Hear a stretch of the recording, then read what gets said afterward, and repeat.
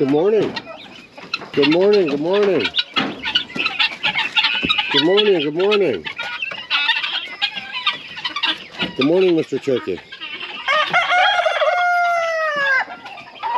Good morning.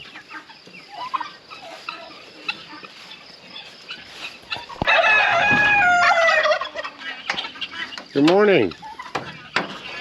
Good morning, other Mr. Turkey. How's everyone doing? Good. Good morning.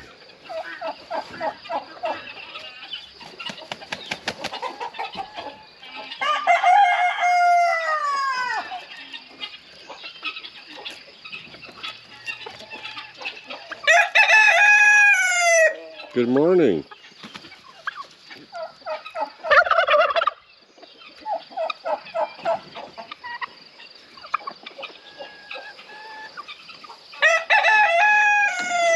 Usually turkeys don't get along that good.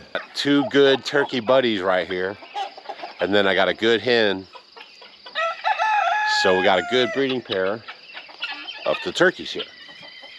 And normally those guys don't get along. Not those guys, but turkeys in general, because they're very territorial. So if you can get a couple turkeys that can hang out together, it's pretty good.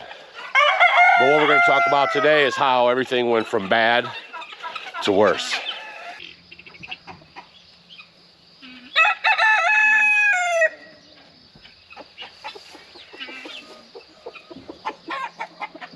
Because what we want to do is we want to try to convey to you guys like this life of living off grid, this independent life.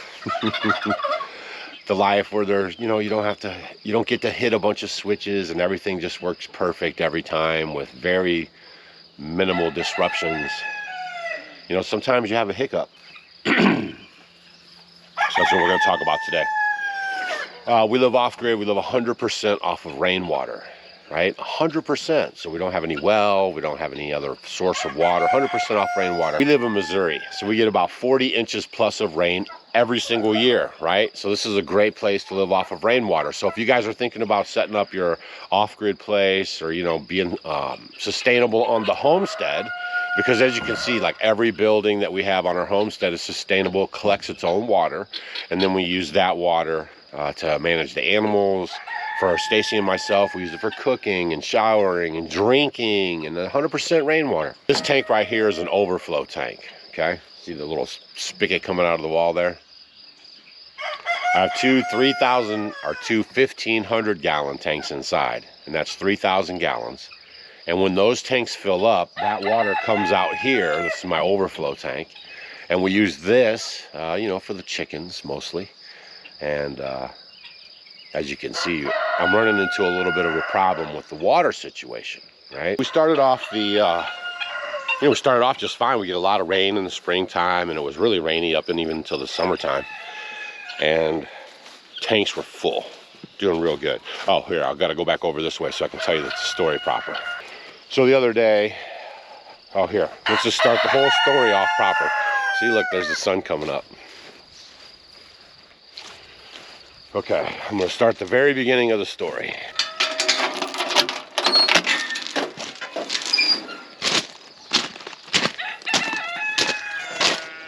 Random sunflower.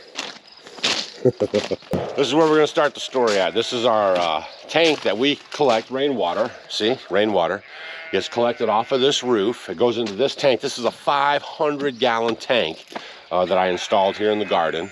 So Stacy could have water just for the garden, right? We don't want to use water from our house situation, the 3,000 gallons I'm going to show you here in a second, because then that'll really limit our summer water, right? So I set up this 500 gallon tank out here off of the greenhouse, and we've been using it for a couple years now. It's been about 3 years maybe. Yeah, good 3 years, maybe 4. What I do is I have to disconnect it in the winter time, okay? So I come out, I disconnect this hose, you know, that's a problem. I thought I fixed it. All right, so I disconnect the hose from inside here. Now inside here you can see there's like a little, I got a little strap on there that holds that pipe into place. You know, on the water inlet. So the water comes off the gutter, goes down the tube, ideally goes through here, and then hits the I'm gonna get this better secured after you guys leave. But it actually hits that and then goes into the tank, right? So I take that off in the wintertime because you don't want any water in your tanks over winter, because we get freezing here, we get snow, we get long cold temps. If you get long cold temps and all that stuff, you don't want to leave your water in your tanks. A lot of people ask how we manage to get through winter with our tanks. You have to empty them. All right, so we started getting the rain. This thing was filling up. Stacy was using it in the spring garden. Everything was fine. We had a lot of storms that were coming through, and a lot of wind, and it must have blew my pipe off, right? So the pipe was off. So all the water now that's coming from the rains, I don't know how long it's been, it hits here and it just falls onto the ground and waters the ground everywhere. So there's no capture happening, right? We're just kind of oblivious to the situation.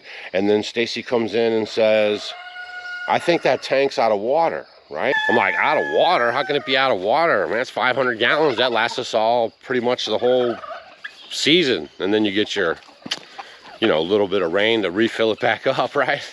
So I was like, I can't believe it. Why would that be out of water?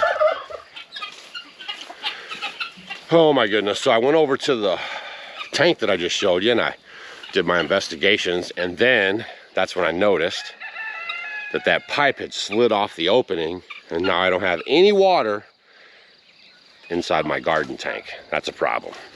I'm like, Stace, go ahead and just start using the hydrant, the lawn hydrant, right? And then we'll get some rain and then it'll fill up a little bit, you know? Here comes Smokey and Sadie. Good morning, good morning. The water is bone dry, look at that. I know, you're lucky you got a pond, aren't you? Yeah. It's the 3,000 gallon setup that I have, right? It's gravity fed into the log cabin, and I have a couple of lawn hydrants outside, right? So if you guys aren't subscribed to our channel, or if you've never checked out our playlist, we have a whole playlist how I installed this. You might want to check that out, man. This is true independence because, well, when you manage it properly, because water is main and food is second. You can't live without either one of them, and I don't want anybody in control of them except for me. That's my senior retirement plan. All right, I got 3,000 gallons. There's two 1,500 gallons. First flush tank right there. That first flush tank, all the water comes off the roof, goes into the first flush tank first. That's the dirty water. I've calculated how much water needs to go in there to present me a clean roof. Then when the rain gets in there for, you know, after that's filled up, it's clean. And then it backs up and it goes into my tanks and they fill simultaneously, right? Man, that just hurts my heart. Empty, empty, empty. Man, it's like we got that much water.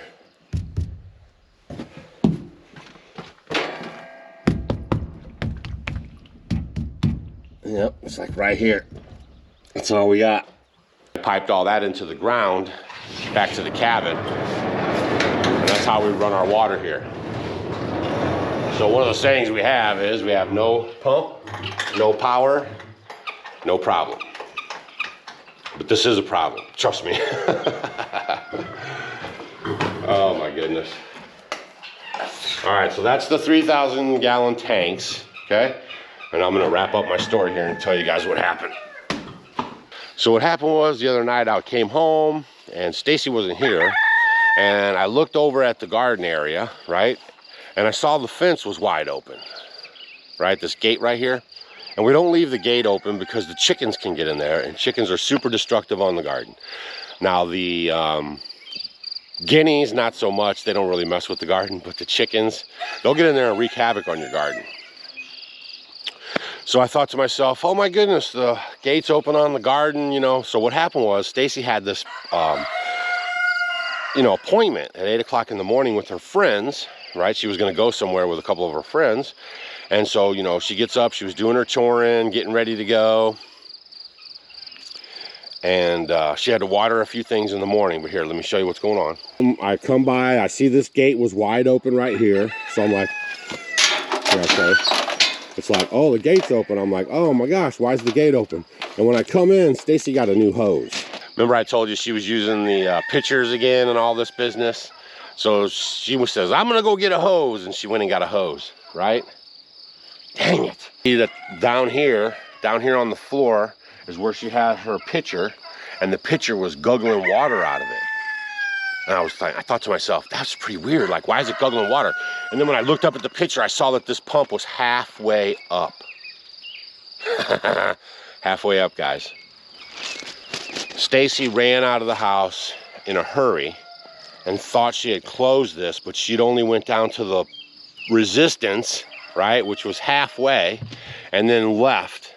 And then I came home like 4 hours, 8, 9, 10, 11, 12, 1, no, it was about 5 or 6 hours later, right, from when she left and discovered our situation. And sure enough, she emptied out all of our water. So we went from bad to worse. You know, now we're sitting here with, there's just like,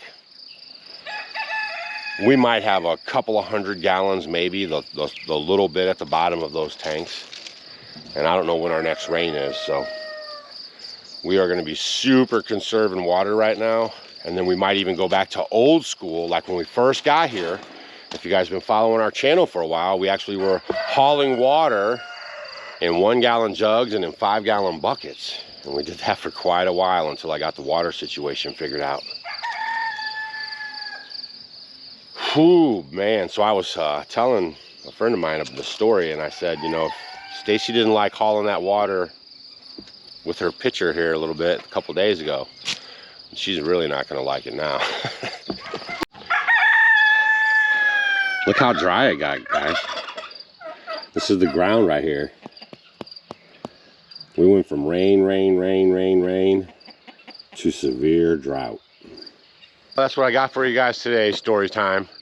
We went from bad to worse. We're gonna see how this weather breaks loose. We're gonna pump water out of the pond right now, right? We're gonna be pumping water out of the pond for the garden, right? We gotta keep the garden going, man. That's our food. We grow 90% plus of all of our own food. And so it's kind of a big deal, right? So we'll keep you guys abreast of the situation, how we're managing it, but we're veterans, right? That's what I try to explain to you guys. 13 years when we came off grid, we didn't do it like a lot of people do, okay? We didn't look for all the luxuries. We didn't try to bring air conditioning and all of our electric appliances with us to try to make a nice comfy thing. We actually got here and we just went cold turkey right into it. Totally off grid, back to the 1800s, just like the pioneers. And so we're trained in with all the systems. We're trained in with how do you do this stuff. We're trained in mentally, which is the hardest thing for you guys. It's gonna be the hardest thing when you make your transition, is that mental thing, right? So we're trained in mentally. And so as we've been here for 13 years and we're introducing some systems that are making it a little easier for us, if those systems fail on us, we have no problem picking up where we left off. So that's my biggest advice to you guys in this whole video. You know, don't try to drag all your city life with you out to be off grid and live on your homestead, right? Go a little more bare bones, you know? Do without some of the luxuries so you can get toughened back up. We're kind of soft in America right now. All right, so the apple trees are coming on real good, 90% of our own food. We're gonna stay on top of that garden, make sure all of our produce happens. That's a lot of our food in there. And then of course you can hear the meat. We got meat everywhere. I'm gonna go mess with the sheep right now. And we got eggs and water when it rains and we don't squander it. So I just wanted to let you guys know, right? Like there's a life outside of the system and we're living it. You guys have a great day. Pound that thumbs up on the way out, you know? And make sure you're subscribed if you're not. And today, actually, I think today, since we're talking about water, I'm gonna give away an Alexa Pure water purifier for your house that you could put water in. It purifies kind of like a Berkey.